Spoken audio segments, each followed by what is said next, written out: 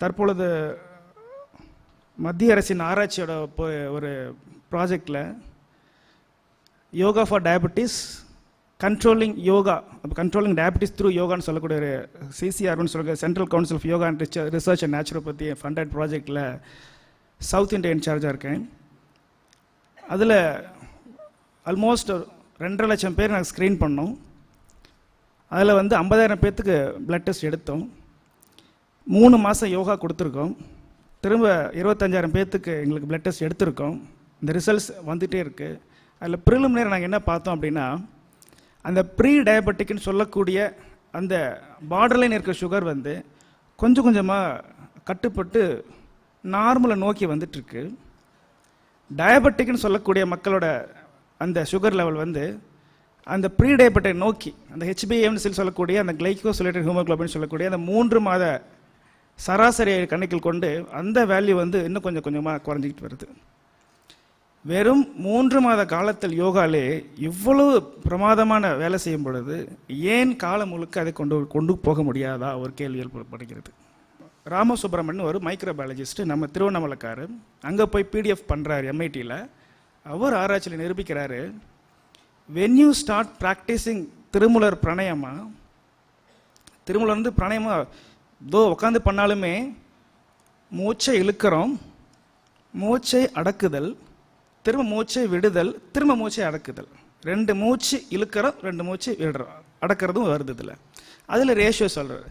எளிமையான ரேஷியோ என்ன சொல்கிறாருன்னா, 4 கவுண்ட் மூச்சை உள்ளே இழுக்கிறோம், 4 கவுண்ட் ஹோல்ட் பண்ணிக்கிறோம், 6 கவுண்ட் மூச்சை வெளியே விடுறோம், திரும்ப 2 கவுண்ட் ஹோல்ட் பண்ணுறோம். எளிமையான மூச்சு பயிற்சி இது பேசிக்காக சொல்கிறது. இதை தாண்டி எக்ஸ்ட்ரீமாக போகணும் அப்படிங்கும் பொழுது 16 கவுண்ட்டு மூச்சை உள்ளே இழுக்கிறோம், 64 கவுண்ட் ஹோல்டு பண்ணுறோம், 32 கவுண்ட் வெளியே விடுறோம், திரும்ப 8 கவுண்ட் ஹோல்ட் பண்ணுறோன்றது தான் ஹையஸ்ட்டு ப்ரொஃபிஷியன்சின்னு சொல்கிறாரு. சரி, எதுக்கு சார் மூச்சு இழுக்கிறோம்? இது பாட்டு வருது போகுது இல்லையா, அது பாட்டுக்கு போயிட்டுருக்குன்னு எதுக்கு போய் அடக்கி வச்சுட்டு இருக்கோம், அது பாட்டுக்கு போகட்டுமே நினைக்கலாம். எந்த அளவுக்கு இந்த அடக்குதல் சொல்லக்கூடிய இந்த ஹோல்டிங் கும்பகம் சொல்லக்கூடிய இந்த பிராணாயாமம் பண்ணுறோமோ அந்த அளவுக்கு நமக்கு இந்த லங் கெப்பாசிட்டின்னு சொல்லக்கூடியது அதிகமாக ஆரம்பிக்கும். இதில் இருக்க வரைக்கும் தான் உங்களுக்கு ஆக்சிஜன் சொல்லுவோம். இந்த மூக்குக்குள்ளே போயிடுச்சுனாவே அது பேர் மாறிடுது, பிராணன் அப்படின்ற மாறிடுது. இந்த பிராணன் தான் வயிற்றுக்குள்ளே போகும்போது சமானனாக மாறுது. ஒவ்வொரு வாயுவும் ஒவ்வொரு இடத்துக்கு போகும்போது மாறுது. எப்படி ஒரு பெண்ணாக இருந்து தாயாக இருந்து அம்மாவாக இருந்து பாட்டியாக போகிறாங்களோ அதுபோல் இதே காற்று மூச்சுக்கு உள்ளே போகும்போது பிராணனாக மாறுது. அதே பிராணன் உள்ளே போய் வயிறு ஜெரிக்கிறதுக்கு ஏற்படக்கூடிய சமானனாக மாறுது. அங்கே பிரித்து கெட்டதெல்லாம் வெளியே போகணும், நல்லதெல்லாம் பிரெயினுக்கு போய் செட்டில் ஆகணும். அந்த கெட்டதெல்லாம் வெளியே போகிறது தான் அபானன்னு சொல்கிறது. நல்லதெல்லாம் மேலே போய் பிரெயினில் செட்டில் ஆகிறது உதானன்னு சொல்கிறது. அந்த நல்லது செட்டில் ஆனதெல்லாம் பிரெயினோடு தங்காமல் உடல் முழுக்க போகணுன்றது தான் வியானன்னு சொல்கிறது. ஸோ இந்த 5 வகை வாயு அப்படின்றது உடம்புல எல்லாருக்கும் இருக்கக்கூடியது. இந்த 5 வகை வாயுவை தெளிவாக வச்சுக்கிட்டோம் அப்படின்னா எந்த நோயுமே வராது உங்களுக்கு. இது ஃபியூவல் மாதிரி, பிராணன்றது ஃபியூவல் மாதிரி. உதாரணத்துக்கு சரியான இடத்துல போய் ஃபியூவல் போட்டால் வண்டி நல்லா ஓடும். சரியான உணவு உட்கண்டால் தானே. அதுபோல தான் இந்த சமான வாயுன்றது என்னென்னா, நாம் உட்கொள்ளக்கூடிய குளுக்கோஸ் சொல்லக்கூடிய அந்த உணவும் பிராணசக்தி உள்ளே இழுக்கிறதும் ரெண்டும் சேர்ந்து தான் glucose plus oxygen is equal to energy plus carbon di oxide. இந்த ரியாக்ஷன் தான் சமான வாயு ஏற்படுத்துது. இந்த கார்பன் டை ஆக்சைடு தான் அபான வாயு வெளியே போகுது. எது கீழ்நோக்கும் காலாக இருக்கக்கூடியது, அது மலமாக இருந்தாலும் சரி, சிறுநீராக இருந்தாலும் சரி, CO2ன்னு சொல்லக்கூடிய இந்த கார்பன் டை ஆக்சைடு வெளியே தள்ளுவது ஸ்வெட்லேருந்து வரக்கூடிய டாக்ஸினாக இருந்தாலும் சரி. இந்த ஆக்சிஜன் அதிகமாக ஆட்டோமேட்டிக்காக எனர்ஜியெல்லாம் உதாரணமாக மேல் நோக்கி போகுது. அந்த எனர்ஜி உடம்பு முழுக்க பரவுறது தான் வியானன்னு சொல்கிறது. ஸோ இந்த இடத்துல ஏதாவது ஒரு தொந்தரவு உடம்புல தான் நமக்கு உடம்பு நோய் ஏற்பட்டு இருக்கும். ஸோ அந்த பிராணன் பிரச்சனை ஏற்பட்டுச்சுனாவே உடல் முழுக்க பிரச்சனை ஏற்பட்டு போயிருங்க. ஏன்னா ஃபியூவலே சரியில்லாங்கும் போது வண்டியே ஓடாது. அந்த ஃபியூவல் எப்படி சரி பண்ணுறதுன்னு தான் நான் பார்க்க போகிறோம். நான் ஏற்கனவே சொன்னக்கூடிய இந்த ராமசுப்ரமணியன்றது மைக்ரோபயாலஜிஸ்ட்டு. அவர் பிராணாயாமம் திருமூலர் பிராணாயாமம் பண்ணி முடிக்கும் பொழுது உங்களுக்கு உமிழ்நீர் ஊற ஆரம்பிக்கும். யாரெல்லாம் பிராணாயாமம் நல்லா அழகாக பண்ணுறாங்களோ அவங்களுக்கு அந்த கதை தெரியும், அந்த ஒரு உணர்வு ஃபீல் பண்ண முடியும். நல்ல உமிழ்நீர் ஊற ஆரம்பிக்கும். அந்த உமிழ்நீர் ஊறுறத உமிழ்நீர் என்னென்ன இருக்குன்னு பார்த்தீங்கன்னா 24 வகையான புரோட்டீன்ஸ் இருக்குது. உமிழ்நீர் நம்ம துப்பிட்டு போயிடும், ஏதோ தேவையில்லாமல் இருக்குன்றது. ஆனால் 24 வகையான புரோட்டீன்ஸ் இருக்குது. அந்த புரோட்டீன்ஸில் ஒன்று முக்கியமான புரோட்டீன் வந்து நர்வ் க்ரோத் ஃபேக்டர் சொல்லக்கூடியது. நர்வ் க்ரோத் ஃபேக்டர் என்னன்னா, நம் நரம்பு மூளை இருக்கக்கூடிய ஒவ்வொரு நியூரான் செல்களுக்கும் இணைப்பு பாலமாக ஏற்படக்கூடியதை நர்வ் க்ரோத் ஃபேக்டர்னு சொல்லுது.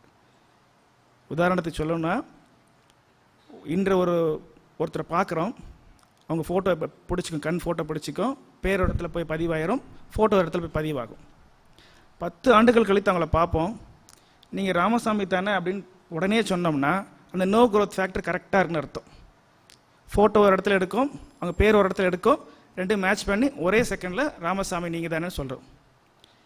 இதே சரியானபடி வேலை செய்யலைன்னு வச்சிங்களேன், பேர் எங்கேயோ கேள்விப்பட்ட மாதிரி இருக்குது, இந்த போது எங்கேயோ பார்த்த மாதிரி இருக்குது அப்படின்னு யோசிச்சுட்டே தலை நோண்டிட்டு இருக்கிறது தான் வந்து அந்த நர்வ் க்ரோத் ஃபேக்டர் எங்கேயோ இடிக்குது அப்படின்றது அர்த்தம் உங்களுக்கு. இதுதான் மிக முக்கியமானது. இந்த நர்வ் க்ரோத் ஃபேக்டர் திருமூலர் பிராணாயாமத்தில் தான் வரும்னு சொல்கிறாங்க. இரண்டாவது மிக முக்கியமானது ஒரு விஷயம் சொல்லிடுறேன். எப்படி வந்து திருமூலர் பிராணாயாமம் பண்ணும் பொழுது வாழ்க்கை நீடூடி வாழ முடியும்னு சொல்கிறீங்க அப்படின்ற கேள்வி வருது. அவர் அந்த காலத்தில் சொல்லிட்டு போயிருக்கலாம், சயின்டிஃபிக்காக எனக்கு ப்ரூஃப் வேணும்னு கேட்குறாங்க. அந்த ப்ரூஃபை பார்த்து ரொம்ப ஆச்சரியப்பட்டாங்க MITலையும் ஹார்வர்ட்லேயுமே. Very simple thing.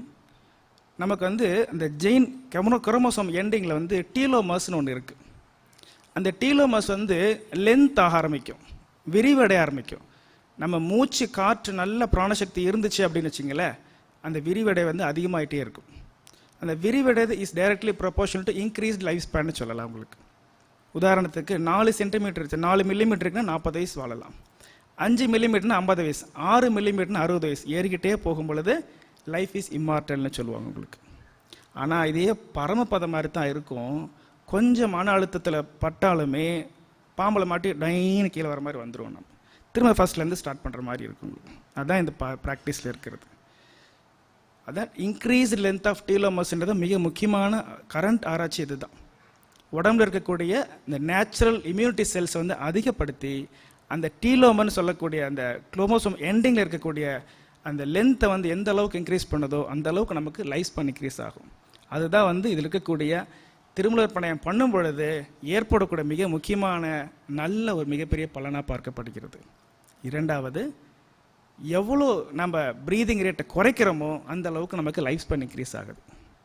ஏன் வேகமாக ப்ரீத் பண்ணாதீங்க, பொறுமையாக இருங்கன்னு ஏன் பல காலத்தில் வந்து நம்ம முன்னோர்கள் சொல்லியிருக்காங்கன்னு பார்த்தீங்கன்னா, ப்ரீதிங் ரேட்டை குறைய குறைய இன்க்ரீஸ் லைஃப் ஸ்பேன் வருது. உதாரணத்துக்கு ஒரு நாய் ப்ரீத் பண்ணுது, 120 ப்ரீத் ஒரு நிமிஷத்துக்கு பண்ணுது. லைஃப் ஸ்பேன் பார்த்தீங்கன்னா 10லேருந்து 15 வருஷம், அது எங்கே வாழ்ந்தாலும் சரி. முயல் 140+, 12 வருஷம்தான் முயல். நாம் ஒரு நிமிஷத்துக்கு 15லேருந்து 22 வரைக்கும் சுவாசிக்கிறோம்.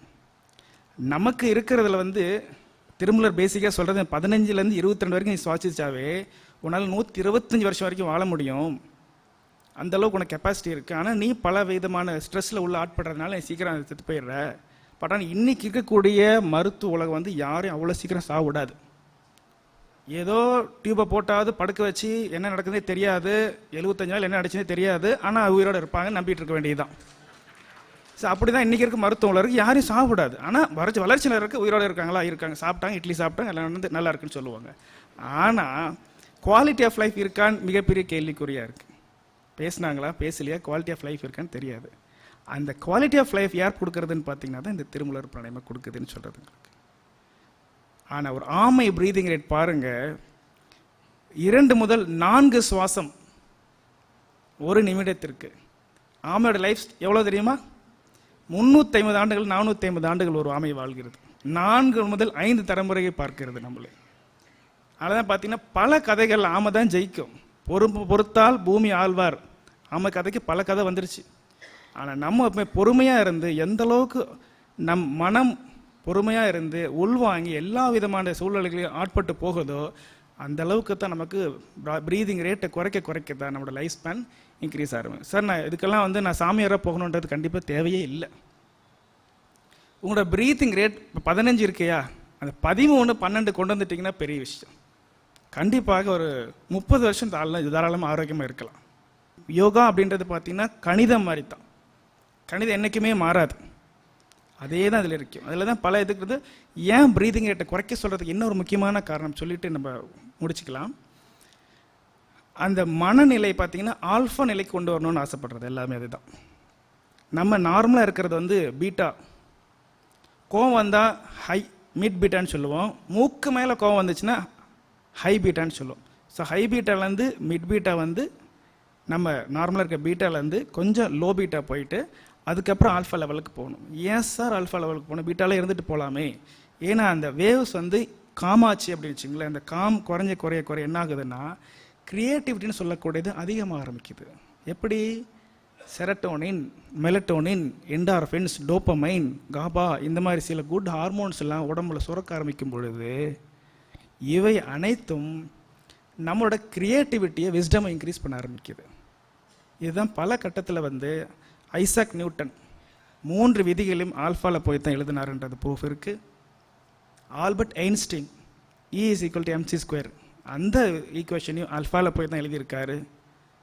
எவ்வளோ தூரம் ஏன் போனோம்? நம்மளுடைய கணித மேதை ராமானுஜம் பார்த்தீங்கன்னா இந்த நிலைக்கு போய் தான் பல தியரிகள் எழுதியிருக்காரு. இன்றைக்கும் சில தியரிகள் நம்மளால் டிரைவ் பண்ண முடியாமல் இருக்குது. ஸோ அந்தளவுக்கு அந்த ஆல்ஃபா லெவலுக்கு நம்ம போக ஆரம்பித்தோம் அப்படின்னா தான் அந்த மனசு நாம் உணர ஆரம்பிக்கும். யோகான்றது பார்த்தீங்கன்னா உள்வாங்குதல். நீங்கள் உள்ளே பார்க்கணும். ஜிம்முக்கோ ஏதோ போனீங்க அப்படின்னா பார்த்தீங்கன்னா ஜிம்மில் உடம்பு பார்த்துட்டு எவ்வளோ மசில் இதாக இருக்குன்ற மாதிரி கண்ணாடியில் பார்க்குறது வெளி தோற்றம். யோகா பண்ணிட்டு யாரும் இப்படி காமிக்க மாட்டாங்க. அப்படியே அமைதியாக இருந்து மனசு எப்படி அளவுக்கு இருக்குது. ஏன்னா மனசு உடலோட லாங்குவேஜை புரிஞ்சிக்க ஆரம்பிக்கணும். Once if a person is knowing the language of body, he can able to survive things. அந்த பாடியோட லாங்குவேஜ் அவனுக்கு எவ்வளோன்னு தெரியுதோ அந்த அளவுக்கு அவங்களால ஈஸியாக பண்ணிக்க முடியும். ஸோ இதுதான் இதே நிலை தான் தியானன்றது கண்டிப்பாக ஒரு சாமியார் தீட்சை கொடுத்தா பண்ணுன்றது கண்டிப்பாக கிடையாது. ஒவ்வொருவருமே தீட்சை கொடுத்துக்கொள்ள முடியும். அதுதான் அந்தளவுக்கு பொக்கிஷமான ஒரு உடல் நம்ம கொடுத்துருக்காங்க கடவுள். அதனால் கண்டிப்பாக சாதாரண சிம்பிளான தியானம், நம் கண்களை மூடிக்கொண்டு நம் சுவாசத்தை உற்று நோக்கினாலே அதுவே சிறந்த தியானம். மனதை அடக்கலாம் வேண்டாம். அப்படியே போகிற போக்கு எவ்வளோ தூரம் போதும், அமெரிக்கா கடல் தாண்டி வேறு ஸ்பேஸுக்கு போகட்டும், போய்கிட்டே இருக்கட்டும். எவ்வளோ தூரம் தான் பண்ண முடியும்? போகட்டுமே. நம்மளை ஸ்வீட் எவ்வளோ சாப்பிடுவோம்? 2 ஜிலேபி, 3 ஜிலேபி, 4 ஜிலேபி, அதுக்கு மேலே எங்கே போவோம்? ஒரு கட்டத்தில் நின்று போயிடும் இல்லையா? அது போலத்தான் மனதை அடக்க வேண்டாம். போகிற வரைக்கும் போகட்டும், இன்னும் போகட்டும்னு விட்டுட்டு அதே தானாக டயர்டே உட்காந்துக்கும். அந்த சமயத்தில் நம்ம ஆட்டோமேட்டிக்காக நம்ம மூச்சு மட்டும் பார்த்துட்டே இருந்தோம்னா போதும். அந்த மூச்சை உற்று நோக்கும் பொழுதே நம் உடல் செல்கள் எல்லாமே ஐயோ நம்ம எஜமான் நம்மை பார்த்துக்கிறார் அப்படின்னு உள்ள செல்ஸ்லாம் டான்ஸ் ஆட ஆரம்பிக்குமா. யூகேல ஒரு பேத்தாலஜிஸ்ட் சொல்கிறார், நாம் சோகமாக இருந்தோம்னா ஆட்டோமேட்டிக்காக நமக்கு உட்காந்து போய் செல்லாம் போய் ஓரமாக உட்காந்துக்குமா. எல்லாமே எதுவும் ஒர்க் பண்ணாது. இந்த மன அழுத்தம் சொல்ல மனசுக்கு வந்துருச்சுன்னாவே நார்மலாக ஃபார்ம் ஆகிற இந்த நார்மல் மெயின்டெனன்ஸ் ஒர்க்கு, பாடி ரிப்பேர் ஒர்க்கு, மெட்டபாலிசம் எதுவுமே சரியாக வர நடக்காது. அதான் டாக்ஸின்ஸ் ஃபார்ம் ஆகுதுன்னு சொல்லுது. இந்த டாக்ஸின் சொல்கிறீங்க, என்ன டாக்ஸின்ஸ்னு சொன்னால் அது நார்மலாக ஒர்க் பண்ணுற செல்ஸ் உடைய ஆரம்பிக்கும். அந்த 4 ஆக்சிஜன் ஆட்டம் இருக்கிறது 2 போயிடும், இல்லை 3 ஒன்றா போயிடும். ஸோ இது ஒன்றும் என்ன பண்ணணும், சீக்கிரம் ஏர்லி ஏஜிங் வந்துடும் இந்த செல்ஸுக்கெல்லாம். ஏர்லி ஏஜிங் வரும்பொழுது என்னாகும், தானும் வேலை செய்யாது, புதுசாக உருவாக்குற செல்லையும் வேலை செய்ய விடாது. அதுக்கு தான் உடம்புல நேச்சுராகவே ஆன்டி ஆக்சிடென்ட்ஸ் அப்படின்றது இருக்குது. மோனோசாக்கரைடு டைமியூட்டேஷன்ஸ் போல சொல்லக்கூடிய ஆன்டி ஆக்சிடென்ட்ஸ்னு சொல்லுவாங்க. அதெல்லாம் இன்றைக்கி டாக்டருங்கெல்லாம் சத்து மாத்திரை சாப்பிடுன்னு நிறைய இந்த ஆன்டி ஆக்சிடென்ட்ஸ் கொடுக்க ஆரம்பிக்கிறாங்க. நம் உடலிலேயே நேச்சுரலாக இருக்குது. அதை ஃபங்க்ஷன் பண்ண வச்சாவே போதும். ஆட்டோமேட்டிக்காக என்ன ஃபங்க்ஷன் பண்ணும், நம்ம கார்பரேட் குப்பை லாரி சுற்றிட்டு இருக்குது இல்லையா, அந்த லாரி லாரியோட வேலை என்ன, எல்லா இடத்துலையும் இப்போ குப்பை அள்ளிட்டு போய் ஒரு இதில் கொட்டணும். இப்போ 4-5 நாள் லாரி வேலை செய்யலைன்னு வச்சிங்களேன், எப்படி உடம்பு இது நகரமே நாரி போயிடும் இல்லையா, டாக்ஸின்ஸ் அதிகமாகி குப்பை அதிகமாகி. அது போலத்தான் நம்ம உடம்புல இருக்கக்கூடிய அந்த ஆன்டி ஆக்சிடென்ட்ஸ் வேலை செய்யலைன்னா உடம்புல இருக்கிற டாக்ஸின்ஸ் அதிகமாக போயிடும். உடனே என்னாகும், வெளியே உடனே தெரிவிக்க ஆரம்பிக்கும். மறதி ஏற்படும், கோபங்கள் ஏற்படும், நச்சுன்னு தன்மை ஏற்பட்டு போயிடும், இரிட்டேஷன் ஏற்படும், டெசிஷன் எடுக்க முடியாத சூழ்நிலை ஏற்படும், ஆங்ஸைட்டி, டிப்ரெஷன் இது போன்ற சூழல் ஏற்பட்டுச்சுன்னா யோகத்தில் என்ன சொல்கிறாங்க, முதல் நிலை நோயில் நீங்கள் இருக்கீங்க அப்படின்னு சொல்கிறாங்க. நாம் இதெல்லாம் கண்டுக்கிறது கிடையாது. என்னமோ இருக்குது, எல்லாம் எல்லாருக்கும் இருக்கிறதான்ட்டு போகிறோம். இரண்டாம் நிலை என்னென்னா, உடம்பு வலிக்க ஆரம்பிக்கும், மூச்சு சரிவர விட முடியாது. ஒரு 10 ஸ்டெப் பெரிய மூச்சு வாங்க ஆரம்பிக்கும், இல்லைன்னா உடம்பு வலிக்க ஆரம்பிக்கும். அடிக்கடி இந்த மாதிரி சூழல் ஏற்பட்டுச்சுன்னாவே நீங்கள் 1வது நிலை கடந்து 2ஆம் நிலை போயிட்டீங்க அப்படின்னு அர்த்தம். 3வது நிலையை தான் மருத்துவரை பார்க்க கூடும்போது உங்களுக்கு அல்சர் இருக்குது, பிபி இருக்குது, சுகர் இருக்குன்னு சொல்லக்கூடிய 3rd ஸ்டேஜ். 4th ஸ்டேஜ் தான் வந்து காம்ப்ளிகேஷன் ஸ்டேஜ். உங்களுக்கு ரொம்ப கிட்னி பாதிச்சிச்சு, சர்க்கரையினால் கண் பாதிப்பு ஏற்பட்டுருக்குன்னு காம்ப்ளிகேஷன் ஸ்டேஜ். இந்த 4 ஸ்டேஜஸில் பேஷண்ட் முதல் ஸ்டேஜில் யோகா பண்ணணும். ஆனால் 3வது ஸ்டேஜ் 4வது ஸ்டேஜ் தான் டாக்டர்கிட்ட போயிட்டு அதுக்கப்புறம் எல்லா ட்ரீட்மெண்ட்டும் செஞ்சுட்டு அந்த டாக்டர் சொன்னாருங்க, ஏதோ யோகா கீக்கா பண்ணுப்பா சரியாகும், மருந்துலலாம் ஒன்றும் இல்லைப்பான்னு சொல்லும்போது தான் திருப்பி வராங்க இங்கே. ஸோ இந்த மாதிரி ஆரம்பக்கட்ட நிலையில் சில பயிற்சிகள் மேற்கொண்டு சில ஆசனங்களை மேற்கொண்டு வந்தால் கண்டிப்பாக எந்த கட்டத்திலும் 2ஆம் நிலை தாண்டி 3ஆம் நோய் என்ற நிலை கண்டிப்பாக போகவே முடியாது.